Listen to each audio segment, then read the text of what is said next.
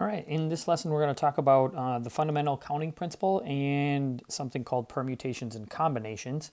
So let's start with the fundamental counting principle. So this is kind of an easy principle to use. It seems a little bit complicated at first, but it says if there are a certain number of ways to do something, we'll say P ways, and Q ways to do another thing, then there are P times Q ways to do both things. So let's take a look at, let's say you're a small business owner and on the menu you have yogurt parfaits. And to make a yogurt parfait, a customer just needs to choose one of the flavor, one from the type of fruit they want, and then the different type of nuts that they want in there. So this is, here they have two options for flavors. They have 5 different possibilities for fruit, and then they have 3 different choices for different types of nuts that they can put in there. So this, then, according to this, says you could just multiply these and all the different possibilities for yogurt parfaits at your business. So now you don't have to have a ton of items here to come up with a lot of combinations for our business, okay? So that's the fundamental counting principle. That's it. So take a look at this. So it says a password for a site consists of 4 digits followed by 2 letters and then a special character. The letters A and Z are not used, and each digit or letter may be used more than once. How many unique passwords are possible? Okay, so let's see if we can get this. So we have 4 digits, so I'm going to just do 4 blanks, followed by 2 letters, so 2 more, and then we need a special character after that. Okay, so the 4 digits, it's only 1 digit that you can put in there, and the digits 0 through 9 can go in there. So that's 10 possibilities. Now, it says here that I can use a digit or letter more than once, so that I can reuse those. So I have 10 for the first possibilities for each of these first 4 slots. Then I have 2 letters, but I can't use A and Z. So there are 26 letters in the alphabet, minus those 2 gives me 24. And I can reuse those. And then I have to put a special character in there somewhere. So that's 1, 2, 3, 4, 5, 6 of those. Okay. So now I just need to figure out how many different possible passwords could I have if I type that in. So now I'm just going to use my calculator to do that. Let's see what we get here.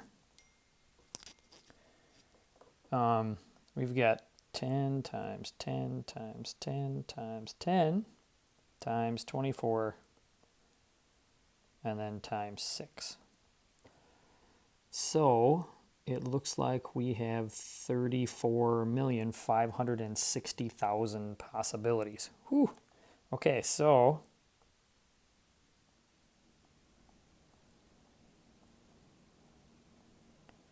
it's a lot of different password possibilities. So that's how you would figure that out using the fundamental counting principle. I guess I should write passwords. Okay, so now let's move on to permutations and combinations. A permutation is simply a grouping of objects in which the order is important. So it's easiest maybe to just look at this last line down here. If I have 3 things, let's call them items A, B, and C, the ways that I can rearrange them, if order matters, here's all the ways that I can rearrange them, right? If order matters, A, B, and C, this one right here, A, B, C, is different than C, B, A, even if they have the same thing, if order makes a difference, okay? So then I have 1, 2, 3, 4, 5, 6. You can see 6 different permutations possible, okay? So that's called a permutation in which order matters. Okay, so how do we figure out a permutation? Now, we aren't going to use all of this that's on this slide because the nice thing is our graphing calculator has this formula already pre-programmed in, so we don't have to type this in. All we have to do is type in this thing. So it says, how do you find the number of permutations? If you have 7 items and you take 3 of those items, then you can figure that out. You should get 210. So here's how we do this on your calculator. So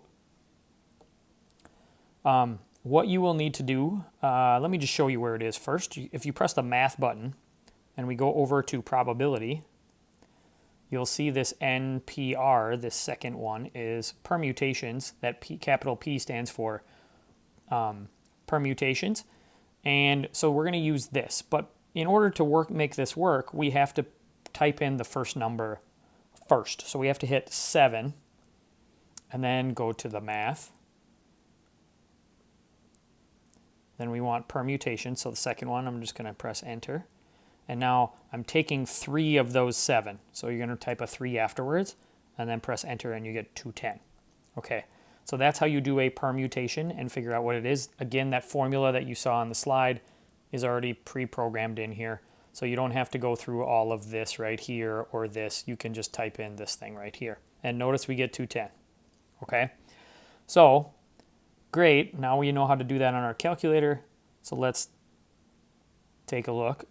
Again, that's all you'll see on your calculator, so you don't have to go through that too much more. All right, so here would be an example of a permutation. It would say something like, how many ways can a student government select a president, a vice president, and a secretary, and a treasurer from a group of 6 people? So this is a permutation because all these things are different positions, and if I have 6 people and I'm putting them in those certain positions, where you put them does matter, right? Who's the president, who's the vice president, the secretary, and the treasurer, where you put all those different people matters. So, because they would have a different job then. So then this means this is a permutation. Now, I know it's a permutation. There are 6 total people, so we're going to put that first, and we're picking, there are 4 different positions. So I would need to figure out this. So how many different ways could I do this? Well, let's figure it out. Again, you're going to type in 6 first, then do math over to probability. We want the permutation, press enter, and then we're picking 4 out of those 6. So there are 360 ways to do that.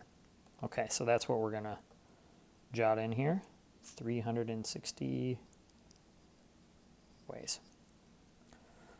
And that's my answer. Okay. So that is a permutation. So now the other type is called a combination. You probably have heard this word before. Combination, the way that it's used usually in our English language is sometimes incorrect. But in this case, a combination is a grouping of items in which order does not matter. So this is really important. So a permutation is going to have more options. So let's go back to, we have 3 items. A permutation, I can rearrange those a bunch of different ways if order matters. If order does not matter, all of these are the same then, right? ABC and ACB are going to be the same if order doesn't matter. They just have the same 3 things. So a combination is actually, like if you think of your locker combination, order does matter there, so that actually should not be called a combination. It should be called a locker permutation because your order matters. So it's kind of a misnomer. All right, anyways, in terms of your formula, again, you don't need to type in all of this or any of that stuff. You just need to type this into your calculator. So let's just take a look at how that works. So if we have the 7 items again, and we're going to do a combination this time, over to probability. Combination is right underneath. This is the 3rd one. And we want to pick 3 items from there. Then I would have 35. Okay? So notice up at the top when we did 7 permutation, choose 3 of them, we got 210. When we did the combination, we got 35. Okay. So you're going to have, it's going to be smaller almost all the time. Okay, so a combination, order doesn't matter. And here's that displayed what I was just talking about. You can see permutation, more opportunities than combination. Okay, so when you are deciding whether to use a permutation or a combination, you should figure out, does order matter? If order does matter, permutation. If it does not matter, it's a combination. So in this particular case here, it says there are 12 different colored cubes in a bag. How many ways can Randall draw a set of 4 cubes from the bag? So if he's picking 4, it doesn't matter what order he picks them in. So this is a combination. So I would say 12 and then C for combination. And then he's going to choose 4 of them. Now you're going to use your calculator to do that. So again, let's do this one more time here. You're going to go 12, math, over to probability, and then down to the combination. Press enter, and we're picking 4 of those. So you can see you get 495. So if order doesn't matter here, there are 495 ways to do this. Okay, so that's really all there is to it. So let's just let's go over a couple in which it's a little bit tricky to figure out what's going on. Okay, so this first one, how many ways can a stylist arrange 5 of 8 vases from left to right in a store display?